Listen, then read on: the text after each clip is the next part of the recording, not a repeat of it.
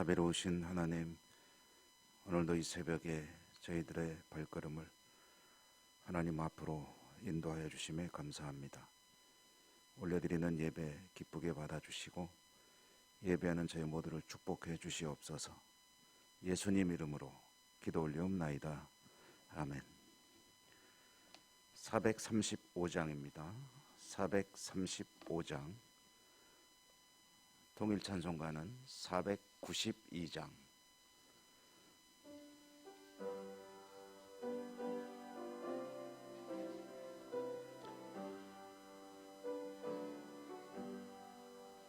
나의 영원하신 기업 생명보다 귀하다.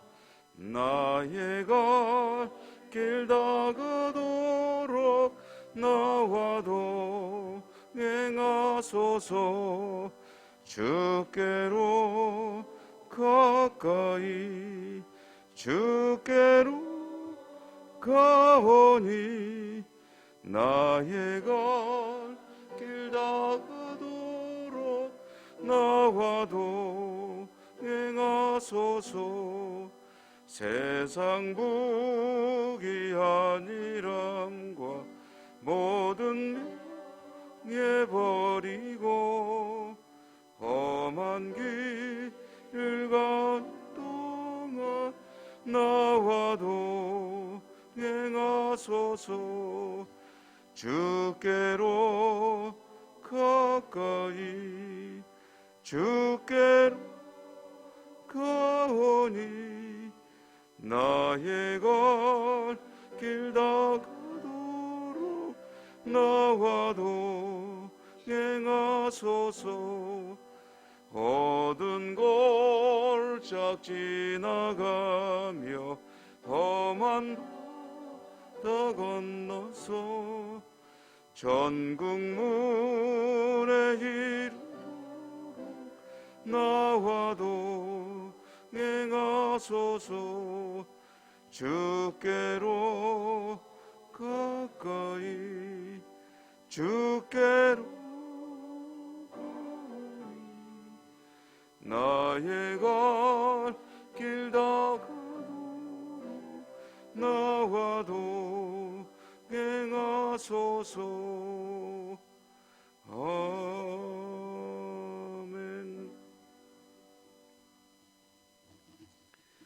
오늘은 누가복음 18장 18절입니다.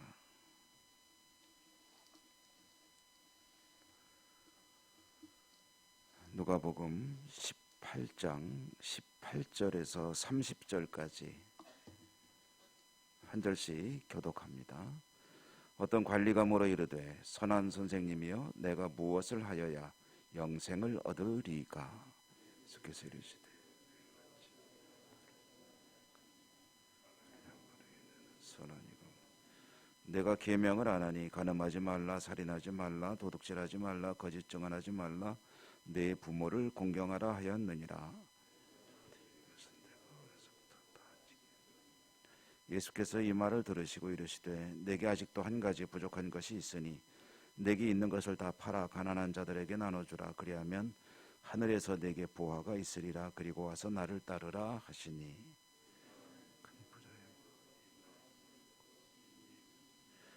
예수께서 그를 보시고 이르시되 재물이 있는 자는 하나님의 나라에 들어가기가 얼마나 어려운지. 낙타가 가는 길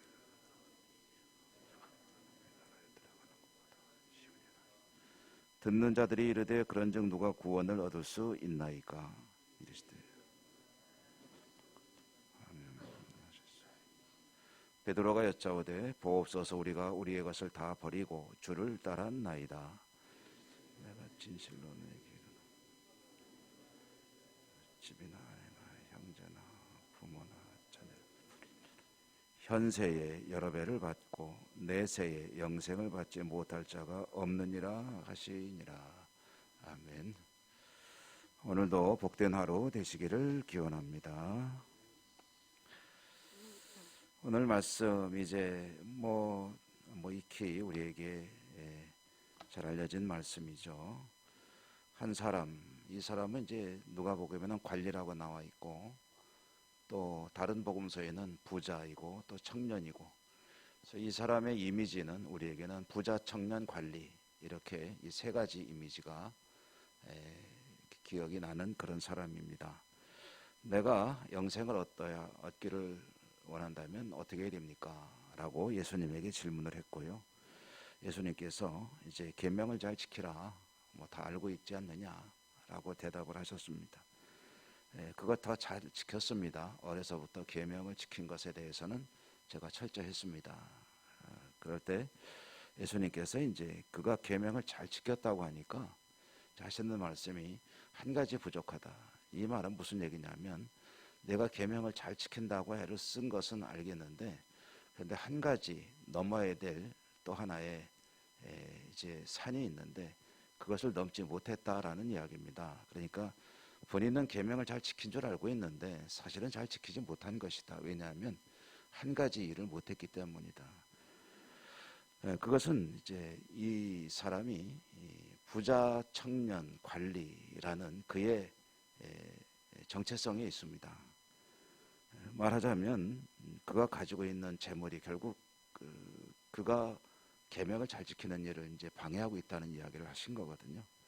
그러면은 이제 내가 계명을 잘 지키려면 어떻게 되느냐 하면은 그 재물을 팔아서 이제 가난한 자들에게 좀 나눠줘라.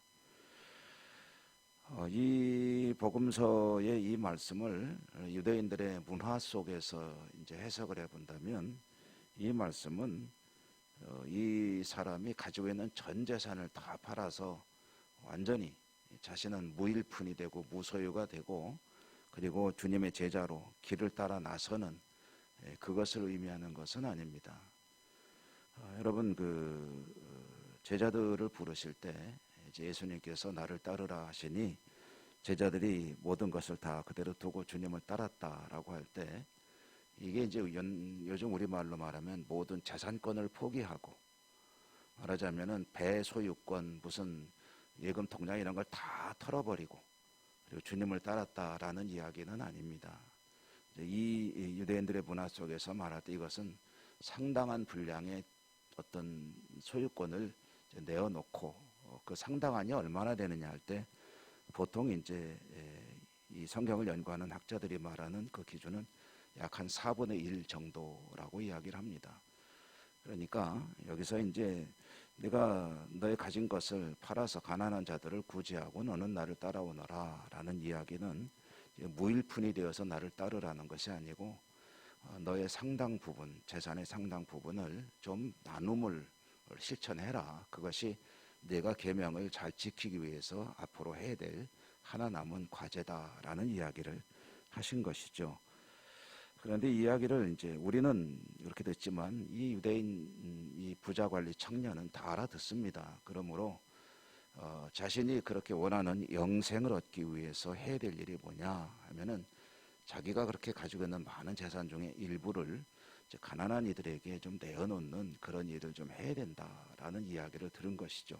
그런데 그 이야기를 듣고 이 사람은 이제 내놓을 게 많음으로 이제 근심했다라는 이야기고요. 그리고 슬그머니 이제 사라지는 거죠. 그러므로 이제 이 이야기는 무엇과 이제 대조가 되냐면, 오늘 우리가 읽은 말씀 바로 앞에 보면은 무슨 이야기가 나오냐면, 이제 어린 아이들에 관한 이야기가 나옵니다. 천국은 이런 자의 것이니라 하면서 어린 아이들 이야기가 나오고, 이어지는 이야기가 이제 부자 청년 이 관리 이야기인데, 이 두 사람이 이제 대비가 되는 거죠. 어린 아이는 뭐 소유권도 없고 가진 것도 없고, 그리고 철저하게 의존적이고 의뢰하는 그런 존재이고, 그 뒤에 이어서 나오는 이 부자 관리 청년은 가진 것이 많고, 그래서 이제 하나님을 철저하게 의존한다기보다는 어느 정도 의존은 하고 있으나 사실은 자기 물질을 의존하는 사람이다 라고 이야기를 할 수가 있겠습니다. 그러므로 그는 슬그머니 사라졌고요. 제자들이 그 광경을 목격하고 있었죠. 그러므로 이제 거기에 대한 의미를 이제 주고받는 이야기일 때, 누구든지 이제 자신의 것을 그렇게 하나님보다도 소중히 여긴다면 그러면 구원에 이를 수가 있겠느냐 하는 그런 이제 이야기가 전달이 된 것이고, 제자들을 대표해서 베드로가 이제 질문을 합니다.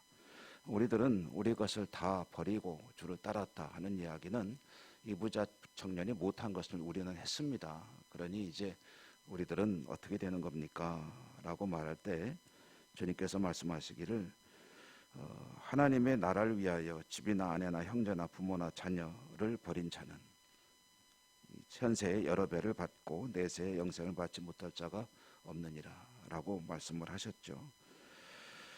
여기에서 하나님의 나라를 위하여 집이나 아내나 형제나 부모나 자녀를 버린 자라고 할 때 이제 버린다는 것의 의미도 상당히 좀 자극적인 그런 번역이 되어 있는데요. 이것의 이제 정확한 의미는 이제 우선순위의 문제를 이야기한 것이다라고 말씀을 드리면 되겠습니다. 하나님의 나라를 위하여 이제 사실은 한 누구에게나 이제 하나님의 나라에 전적으로 헌신하기 위해서 그렇게 하지 못할 이유들이 있습니다. 그러니까 이 부자 청년 같은 경우에는 그가 가진 많은 돈이 그와 같이 하기 힘들게 만들었고, 또 그렇지 못한 이들은 또 여러 가지 이런저런 이유들이 있는 거죠. 그렇지만 그런 모든 이유들 앞에 하나님의 나라라는 가치를, 신앙의 이유를 두게 되는 사람들, 그런 사람들에게는 이제 하나님께서 이와 같은 그런 복을 내려주신다라고 하는데, 현세의 여러 배를 받고 내세의 영생을 받지 못할 자가 없다라고 말씀을 하십니다. 여기에서 이제 29절 30절 말씀은 이제 하나님의 나라를 위하여 이와 같은 것들을 뒤로 미룬 자들이 현세의 여러 배를 받는다라고 했는데, 이 말의 핵심은 현세 여러 배가 아닙니다. 현세 여러 배라는 것은 하나님께서 주시는 복의 일부일 뿐이고 이 본질이 아니거든요. 여기서 중요하게 여겨지는 단어는 29절에 버린 자라는 이 버린다는 말입니다. 그러니까 하나님의 나라를, 주님의 말씀을 우리식으로 말하면 믿음 생활을 똑바로 제대로 하기 위해서 다른 모든 가치들을 그 뒤로 미루어둔 자에게는 하나님께서 그에 걸맞는 그런 은혜를 내려주신다라고 이제 말을 하면 되겠고요. 그 은혜 내용 중에는 현세 여러 배, 이것을 무슨 예를 들어서 내가 1억의 재산을 포기했으니 여러 배 하면 한 10억쯤은 주시려나 뭐 이런 뜻으로 이해할 일이 아니고요. 하나님께 주시는 은혜와 축복이 있는 인생을, 삶을 살게 되는 것이다. 그리고 그는 구원에 이르기에 부족함이 없을 것이다 라는 의미로 이해를 하면 되겠죠. 자, 오늘 이 말씀 하나님의 은총 가운데 그의 구원받은 하나님 백성으로 살아가는 그와 같은 가장 중요한 일이 무엇입니까? 라고 질문한 사람에게 하나님의 나라를 위해서 다른 것들을 뒤로 미루는 사람, 그에게는 하나님께서 구원의 은총과 그에게 필요한 모든 것을 내려주신다. 여러분, 이렇게 한번 생각해 보죠. 주님의 뒤를 따른 제자들, 그들이 주님을 더 우선순위로 하고 살았던 인생, 그리고 그건 안 되겠습니다 하고서 만약에 이 부자 청년처럼 포기하고 갈릴리에서부터 주님을 따르지 않고 살았을 인생, 그 두 가지 인생을 한번 대비해 보면은 무엇이 여러 배를 받고 무엇이 영생에 이르는 인생이었나 하는 것을 알 수가 있습니다. 물론 그들의 삶은 상당히 고난과 시련과 여러 가지 힘든 그런 삶의 연속이었지만, 그럼에도 불구하고 그와 같은 인생을 이제 지나놓고 보니까 만약에 다시 선택할 수 있다면 아이고 그거 안 되겠던데 아무래도 나는 그냥 갈릴리에서 고기나 잡고 사는 게 낫겠어 라고 선택을 한 사람이 있었을 거예요. 현세 여러 배라는 것은 과연 정말 자신의 삶을 온전히 던질 가치가 있는 삶을 살았다라는 그 기쁨 한 가지만 해도 여러 배, 수십 배, 수백 배, 수천 배의 기쁨을 이미 하나님께서 주시는 것일 것이고, 그리고 그는 영생에 들어가게 될 것이다 라는 그런 의미의 말씀으로 우리가 이해할 수 있겠죠. 여러분, 오늘 말씀 어린아이와 같은 사람이 하나님의 나라를 소유한다. 어린아이와 같은 사람과 대비되는 한 부자, 이 관리의 이야기, 오늘 우리에게 계시하는 그 의미가 무엇이겠습니까? 주님의 뜻을, 주님의 말씀을, 주님의 나라를 살아가기 위해서 어떤 다른 모든, 만약에 그것을 향해 나가기에 장애가 되는 것이 있다면 그것을 뛰어넘을 수 있는 믿음이 필요하다라는 말씀을 들려주시는 것이겠죠. 오늘도 주님이 최우선 순위에 있는 복된 하루를 살아가시는 여러분 모두가 되시기를 주님 이름으로 축복합니다. 은혜로우신 하나님 감사합니다. 한 부자 청년의 질문과 주님의 대답, 또 제자들과의 대화 속에서 오늘 저희들을 향해서 계시하시는 우리 주님의 음성을 또 한 번 듣습니다. 주님의 나라를 위해서 살아가기를 원하는 그런 마음을 가지고 있는 저희들, 어쩌면 이 부자 청년과 같은 모습이 아닐까 하는 생각을 해보게 됩니다. 주님, 저희들에게 은혜와 은사를 더해 주시고 믿음의 축복을 더해 주셔서 주님 나라, 주님의 뜻을 따라 사는 일 앞에 그 어느 것도 두지 않는 믿음의 삶을 살 수 있도록 인도하여 주시고, 주님의 나라를 추구하며 살아갈 때 여러 배를 받고 영생을 소유하지 않는 자가 없다고 하신 이 말씀대로 저희들에게 이루어지는 역사도 있게 하여 주옵소서. 어려운 시대이지만 믿음을 사는 일에 더 힘쓰고 또 최선을 다하여 주님 보시기에 참으로 기쁘신 복된 하루를 오늘도 살아갈 수 있도록 인도해 주시옵소서. 예수님 이름으로 감사하고 기도 올리옵나이다. 아멘. 하늘에 계신 우리 아버지 이름을 거룩하게 하시며 아버지의 나라가 오게 하시며 아버지의 뜻이 하늘에서와 같이 땅에서도 이루어지게 하소서. 오늘 우리에게 일용할 양식을 주시고 우리가 우리에게 잘못한 사람을 용서하여 준 것 같이 우리 죄를 용서하여 주시고 우리를 시험에 빠지지 않게 하시고 악에서 구하소서. 나라와 권능과 영광이 영원히 아버지의 것입니다. 아멘. 오늘도 주신 말씀을 인하여 기도하시고 또 여러분의 모든 소원과 우리가 함께 기도하는 기도 제목들을 하나하나 하나님께 올려드리는 그런 기도의 시간 되시기 바랍니다. 다 같이 간절한 마음으로 기도하십시다. 주여 한번 힘차게 부르고 기도하겠습니다.